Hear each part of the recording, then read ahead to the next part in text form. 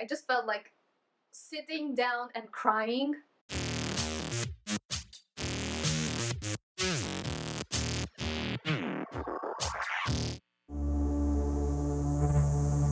Living Rock Festival, which took place for the very first time in 2019 at the seaside again. So I went with my friends to the seaside where we usually go, and on a different beach there was this festival taking place, and 3 of my favorite bands were playing there, and I definitely wanted to go. It did not look that far from the bus station on the map. Never trust maps again.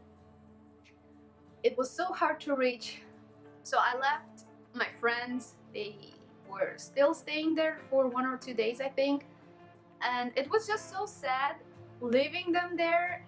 I wanted to stay more with them, but I also wanted to attend this festival, so I left, and I was actually crying on the way. And you know, I just took the bus to Tuzla, which is where the festival was taking place, and I got off the bus and it felt like I was in the middle of nowhere. I was following Google Maps, but I just walked and walked and walked and walked, and I didn't know how to get to the festival because I was like on the main street, and the sea was here and the festival was taking place on the beach here, so I had to go this way, but it just felt strange, and it felt like, I don't know, just the middle of nowhere, and I didn't feel confident enough to just take that road and go without actually knowing where I'm going, and there weren't a lot of people either, so I don't know, I just walked and I was like,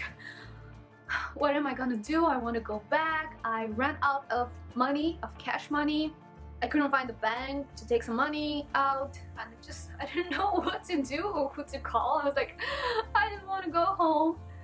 But eventually I met these 2 guys that are lifeguards on the beach, and they walked me up to a point where I met a girl there I know with a friend of hers, and they were actually going to a different festival that was taking place almost in the same area. So I was like, okay, I'm just gonna walk with them and get to the festival. And we walked and we walked and we walked, and there were barely any people passing, just maybe a car every now and then. We kept walking for I don't know how many hours, maybe 1 or 2, maybe not 2, but at least 1 hour, and their festival was actually closer, and we arrived there, and then I still had to go. I was like, no, why am I doing this? My backpack was so heavy with the tent and sleeping bag and all the camping equipment and everything. I just felt like giving up so many times, and I was like, what am I gonna do now? It's too late to give up, but I don't feel like I'm gonna make it. I can't go back because I came all the way. I just felt like sitting down and crying. I made some phone calls. My other friends were only arriving to the festival later by car, and I was like, I can't wait for 3 or 4 hours here with my backpack. And luckily I hitchhiked, and there were these 2 women, really nice, really kind, that took me in their car and left me at the festival entrance, and I was like, yes. So I arrived there, I put up my tent. There were not too many facilities. It was like literally almost like a virgin beach with no restaurants, no cafes, no bathrooms, except for some eco toilets and some improvised showers, and that was it. So it was really wild. It was so beautiful, but also maybe a bit inconvenient after you get used to the extremely luxurious toilets and bathrooms at Electro Castle. This was like really basic.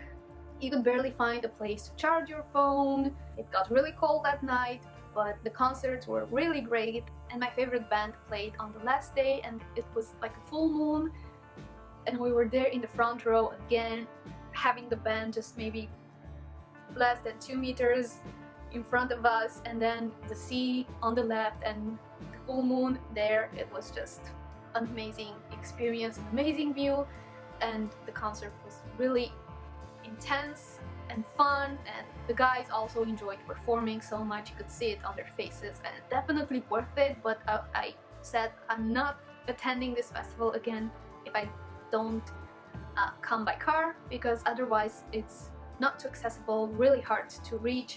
It was an adventure. It was definitely an adventure, and I left with some friends with their car. In the morning they left me in the city and I had to walk to take a bus and then take a train, and there were no places, so I had to wait for the next train, and I barely made it to Bucharest in time to get another train to bring me home. And there were no more seats available, and I actually traveled in the kitchen of the train because they have kind of like a bed, like it's more like a bench, but it's not a wooden bench, like it was quite soft. And yeah, that's where they kept me. I paid maybe half the price or something like that. I could have waited for the next train, but I wanted to arrive earlier. I didn't have a ticket actually. I think I had a ticket for the next train, I'm not sure, but I wanted to take this one because it has better conditions, but there were no more seats available, and I was actually able to get a good sleep there. I slept through the night, and I woke up in the morning when we arrived here, and yeah, that was it. It was definitely an adventure. And then in September I attended Fly again, this time for the first time with our NGO, with our cultural association, and we had some workshops on both days, Saturday and Sunday, during the day. And I think I did not attend all the concerts. I only attended some of them because I was really tired from the workshops. I did attend a few of them, and yeah, it was nice to just not do anything and enjoy the music. And then I wanted to go to so many concerts and festivals and events in 2020, but it was not possible.